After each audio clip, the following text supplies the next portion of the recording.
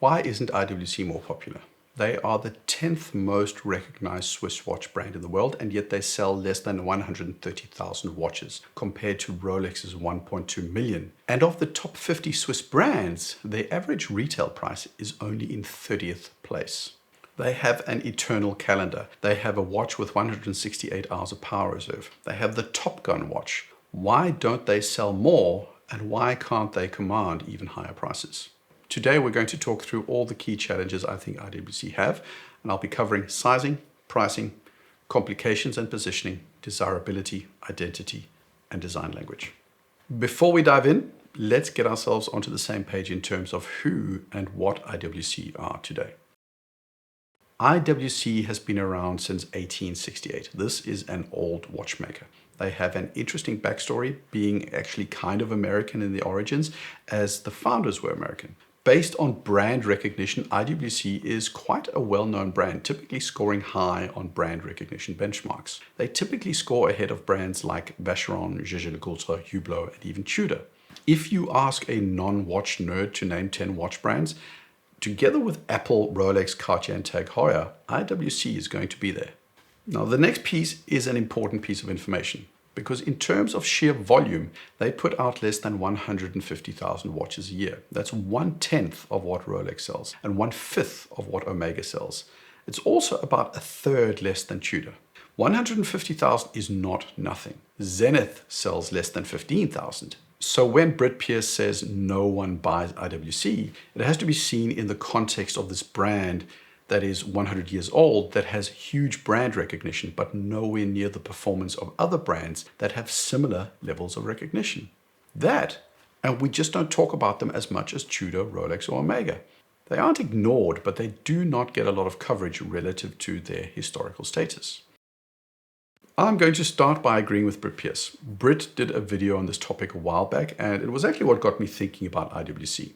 IWC does have a problem to some extent with size. 38 to 41 millimeters is the sweet spot for a lot of people these days. It is literally the contemporary size range, and IWC has a lot of watches that don't conform to that. They still have big pilots at 43 millimeters, Aquatimers, and even the Portugieser at 42 millimeters, which was originally designed, I know, to be a larger style dress watch, but it just doesn't speak to modern audiences as much. It's not just the case size though, it's also the thickness. The Aquatimer is a chunky boy at 14.1 millimeters in thickness, and it has no sloping bezel. It's nowhere near as wearable under a cuff as a Submariner or a CQ or a 300M. The same goes for their pilot chronographs that still use chunky movements, putting them at 14.5 millimeters. Again, a lot thicker than any Tudor, Rolex, or Zenith. Competitive pricing. You have these big pilots priced at $10,000. A steel watch on a leather strap with a huge power reserve priced like a steel Submariner. You have the Ingenieur priced at $11,000. And then you have more affordable entry models like the Mark 20, the entry Portofinos, and other watches that go for somewhere between $4,500 and $8,000. You also have high-end complications like eternal calendars that go for hundreds of thousands of dollars. This is where I have a little bit of a different perspective on compared to Britt. For me, it's not about competitive pricing as such. I mean, we all want cheaper watches. Most of us feel brands are overcharging, but what we feel is not really relevant as long as the brand can sell their watches. Morgan Stanley, though, indicate that the average retail price for an IWC is around 7,000 Swiss francs. That tells me that IWC are primarily selling their cheaper inventory and not their more expensive stuff. Think of Tudor. Their 41mm Black Bay costs $4,400. Their chrono costs about $800 more. IWC, on the other hand, the distance from the IWC Pilot Mark 20 to the chrono is $2,500. The IWC Ingenieur, which is a very good looking watch, which is a Genta, which is harder to manufacture than a standard IWC Pilot Mark 20, still has the same movement inside, and they want you to pay $4,000 more than a regular Mark 20. The IWC catalog, to me, has some unusual jumps in it that make their pricing seem off. Consider for a moment Rolex. How does Rolex generally build up their catalog? Well, that's simple. You have your entry steel models, then you can upgrade to two-tone. From there, you can go to full gold on Oyster Flex, and from there, you can upgrade to a full gold case and bracelet, And finally, you can upgrade to platinum and diamonds. Materials are what differentiate the jumps and upgrades with Rolex. The models don't really change that much in terms of movements or complications. On the other end of the spectrum, you have somebody like Tudor. They don't really have a lot of upgrades. Sure, there's a full gold Black Bay in the mix, and there are some models in two-tone, but generally Tudor offers alternatives at similar prices, but not so much in terms of upgrades. IWC is more like Rolex, but in a, I feel, less consistent way.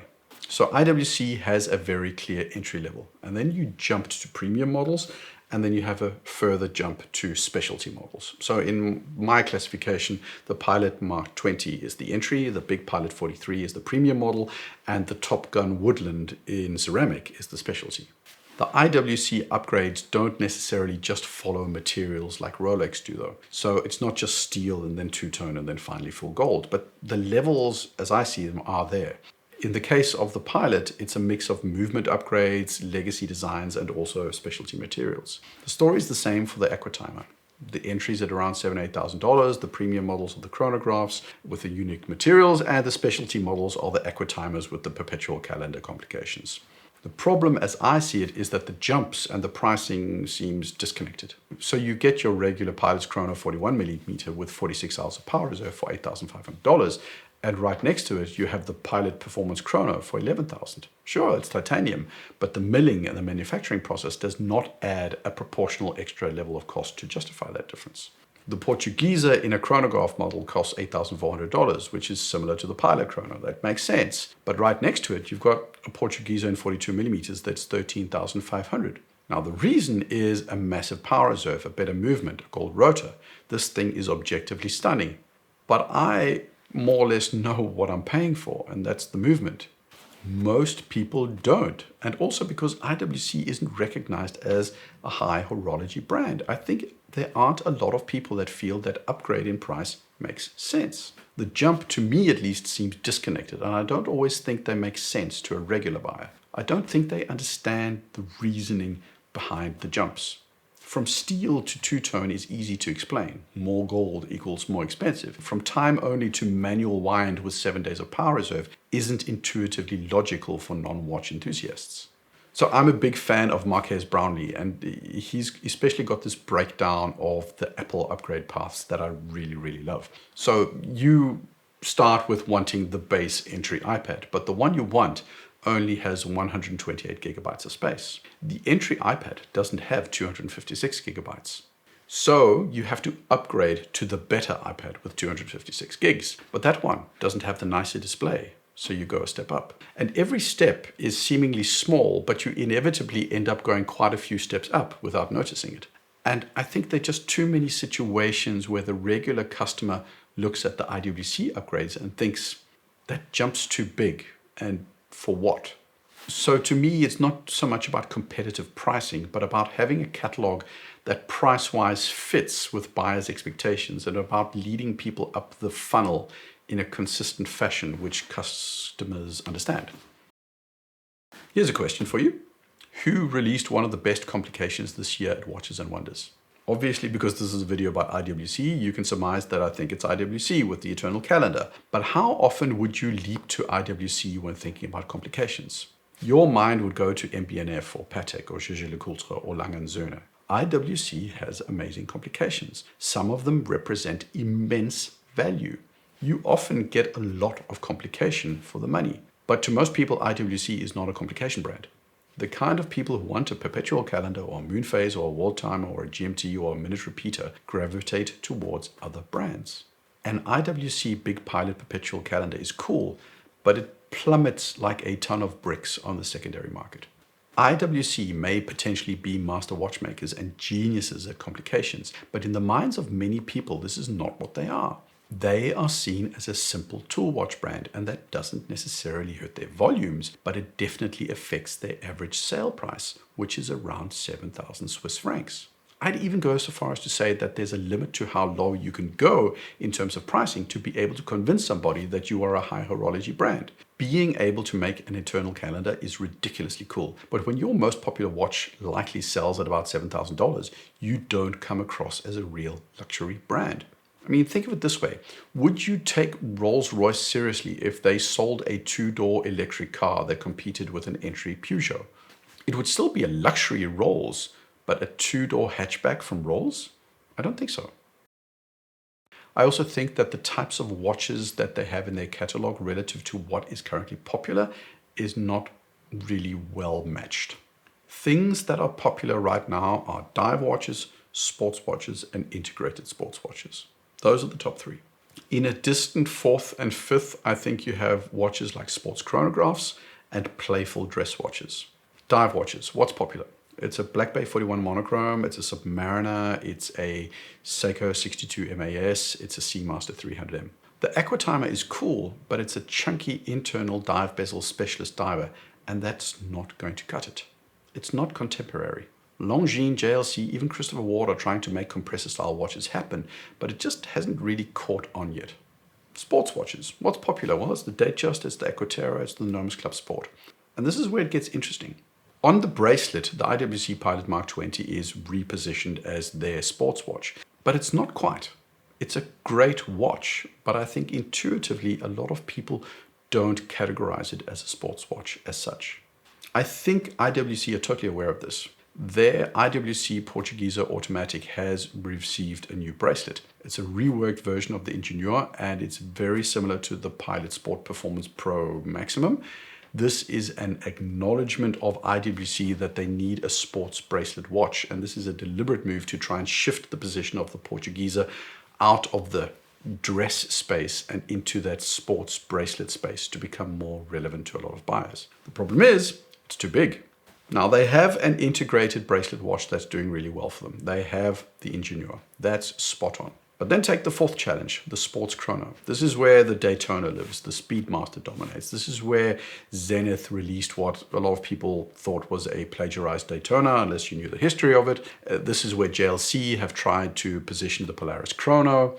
The IWC Pilot chrono does not live in the sports chrono space. So they built the Pilot Performance Sport Chrono.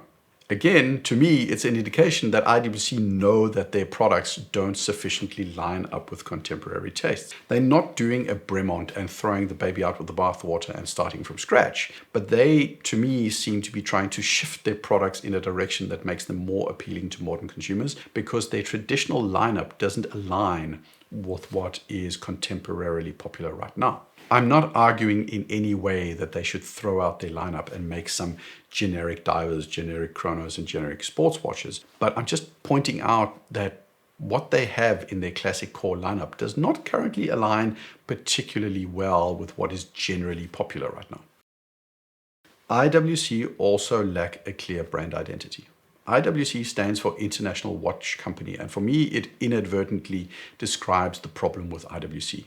International Watch Company resonates with people in the same way that IBM resonates with the name International Business Machines. They might as well be called International Generic Product Company, IGPC. I'm not advocating again for IWC to change their name, but as nondescript as their name is, so is their identity. Tudor is about being daring. Rolex is the pinnacle of success. Lange is all about finishing and high complications. Christopher Ward is about value. IWC does a lot of things right with motorsport sponsorships and brand ambassadors and all that kind of stuff. Sometimes I feel like IWC are run by checklists. So they sat down and said, we must have a sports watch. Check. We must reposition the Portugieser. Check. We must sponsor a sport. Check. We must have a ceramic sport model. Check. We must have an integrated bracelet model. Check. All brands obviously do this to some extent, but for IWC, it feels a little bit soulless. I don't want Jean-Claude Beaver to come in and do another marketing revamp that turns IWC into a new pop culture phenomenon, but they do need something. They need a clearer narrative. They need a more compelling story. I'm not the future of the brand. I don't have the solution, but they need something to spice them up. Lewis Hamilton does it for some, but I'm not sure it's enough. Last piece, design language. I've owned a Pilot Chrono. I own a Pilot Mark 20. I sometimes dream about an Ingenieur, just not at retail. I like their watches, but, and I'm being a little bit harsh, Their watches are good. Their pilots and big pilots are icons in a way, but not icons like the Daytona. The Portugieser has a cool history, but it doesn't carry the cachet of a Calatrava. Even the Ingenieur is great, but to some extent it is also one of the other Genta models. They lack something that gets them from good to great. It's back to that checklist approach again, doing all the right things on paper, seemingly addressing all the strategic challenges, but still resulting in something that works, but feels kind of sterile or auditor forward. This is where it's important to state that what I like, for example, in an IWC Pilot Mark 20, I really, really like that watch, but that can be different from what I think needs to be in a Pilot Mark 20 to make it more popular in general. The IWC Pilot Mark 20 is a great watch, but it doesn't have the shine of a Datejust, and it doesn't have the personality of a Santos. And I think that does sometimes, for IWC, limit them. The Portugieser isn't playful like a Normus Tangente. Because of the size alone, the Portugieser just isn't in the same category as a JLC Master Ultra Thin or a Calatrava. The Aquatimer isn't versatile like a Seamaster, but it also can't really compete with a Ploprof. All the watches are good, but often when you put them side by side with other brands, I do think they are viewed as good, but not great, not special. Not to enough people, at least. There will be those of you out there that are like, nah, I don't agree. I love this watch so much. And like I said, I have a Pilot Mark 20. I think they're fantastic watches. But when we're looking at it from a market perspective, I think often when you take one of the watches and put them side by side with competitors, a lot of people look at them and say, it's a nice watch. And nice is not enough at that price. Most watchmakers are having a bad year. I don't know about IWC, maybe they're bucking the trend. I don't think so, and I don't know it for a fact, but I am, however, left with the feeling that people like me that love Pilot's watches and ceramic chronos, the Tahoe, the Woodland, the Mojave, and who also like the Pilots are generally a dying breed. I'm not a sustainable customer segment, and I think IWC knows it. I spoke to a friend the other day about a completely different company we had a perspective on, not in watches. And our conclusion was that the company was likely doing all the right things and the KPIs were all tracking in the right direction. But strategically, they were likely still stuck in the same place. That's my feeling with IWC. They know their problems. From a KPI perspective, I think they're in a better place than they were.